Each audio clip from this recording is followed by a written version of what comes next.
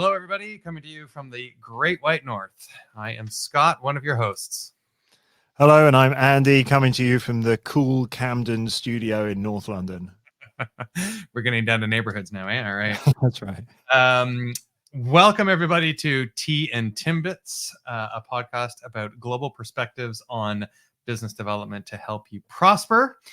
We are going to talk today about dealing with ambiguity and when information or a lack thereof is something that you have to deal with it, and what that means, what that scenario is all about.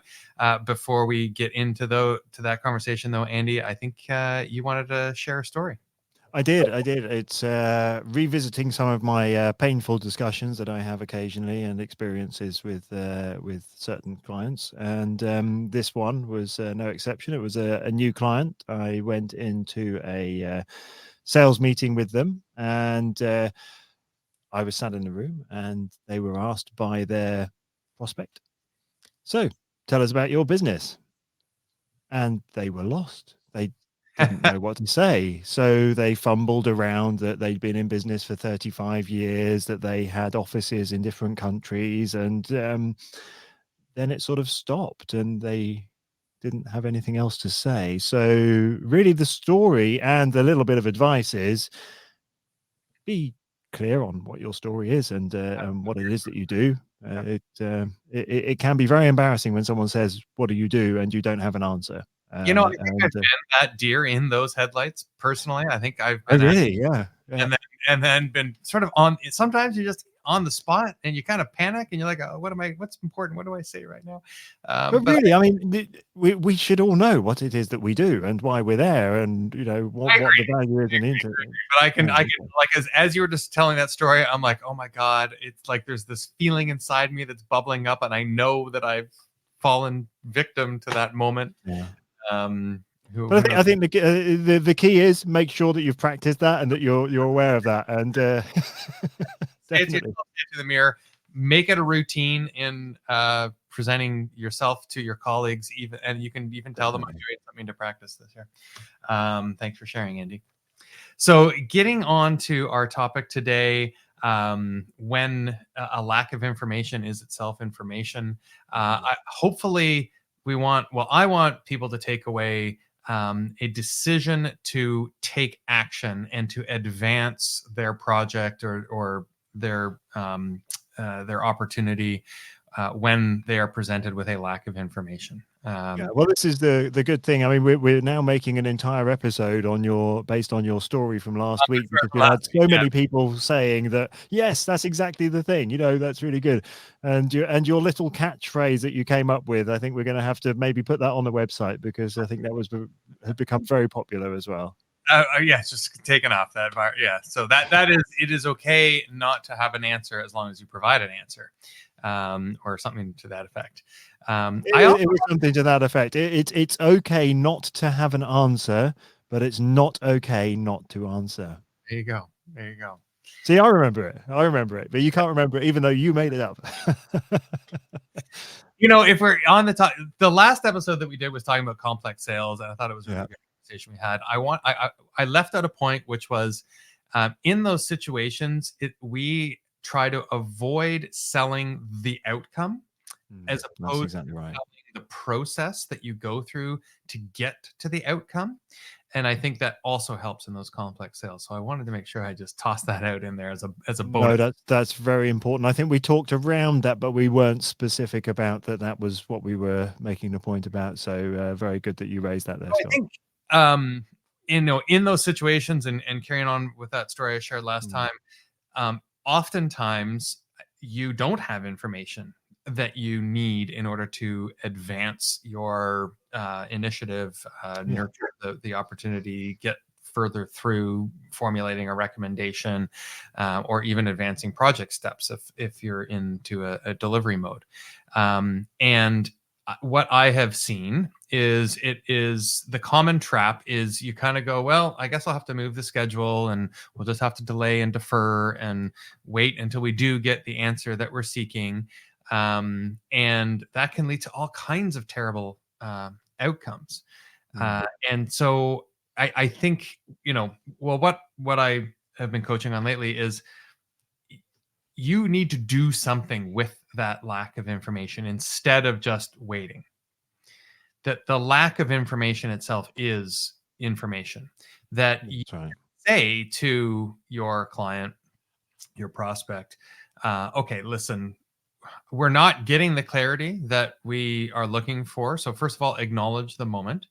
And you can be a bit presumptive sometimes to help kind of unblock it.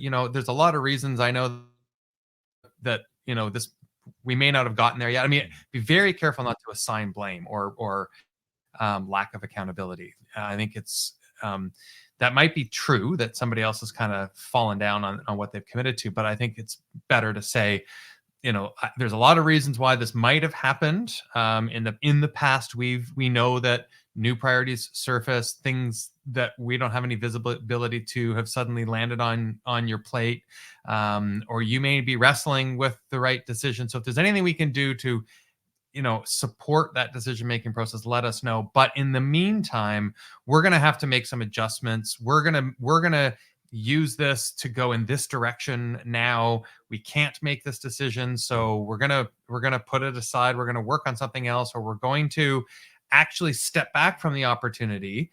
If it's a sales situation, I keep thinking of this in both a delivery and a sales situation. Yes, of course. In a sales situation, we're here, we're ready. Like, detach from it. Don't sort of inappropriately push the opportunity forward, and allow yourself and communicate that you are going to sort of step back, and we're happy to reprioritize it. But in the meantime, we were anticipating assigning some resources to this within a certain time frame, and we're just going to have to reallocate that, which is fine.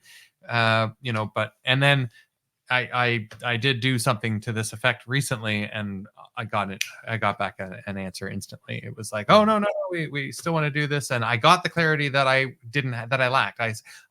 We've had internal meetings. It's gotten tied up with this department and that department. And, a few more questions. Can we hop on a call to clarify? Okay, well, great. So, but I think this is, the important thing for a lot of the listeners to think about as well, is that if you are dealing with a customer, for example, or a company who has asked you to potentially deliver something for them, and they've been asking you, what about this? What's happening with that?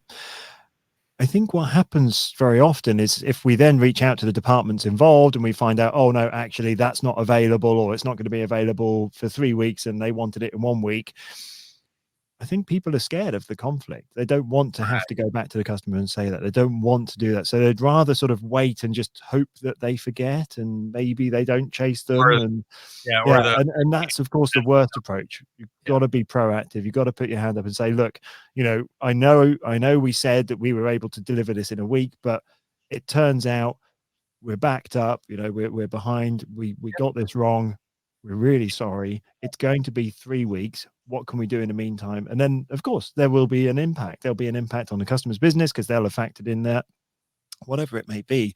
But it's better to deal with it and allow them the opportunity to make the adjustments and make the changes that are necessary than to leave them hanging high and dry, waiting for these things to happen and then only finding out when it's too late. So. I love that. I'm glad you brought up that sort of counterpoint to this scenario. The hesitation is exactly what you described. Oh no, I'm going to let them down. I'm not going to be able to fulfill on my promise. And that is true. And there is a lot of times when you have to manage that negative outcome. I would probably suggest that more often than not, the majority of the time, though, the client is understanding and can even on some occasion be a bit thankful that they just got a little bit more time themselves. It's very true.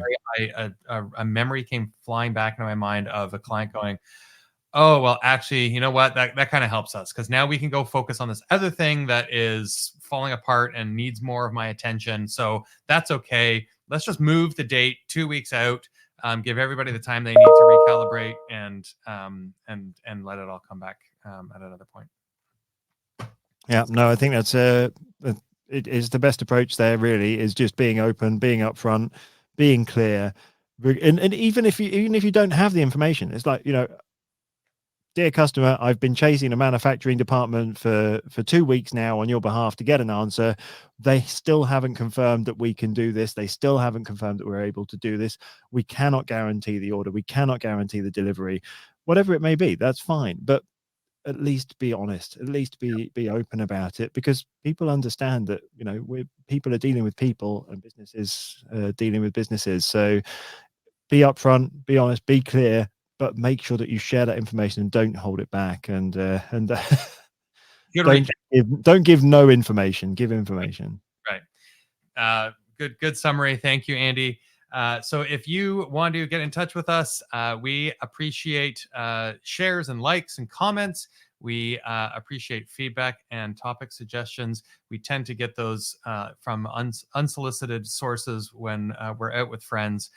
So if you have something a little more substantial to offer, please send it in. You can find us at tandtimbits.com.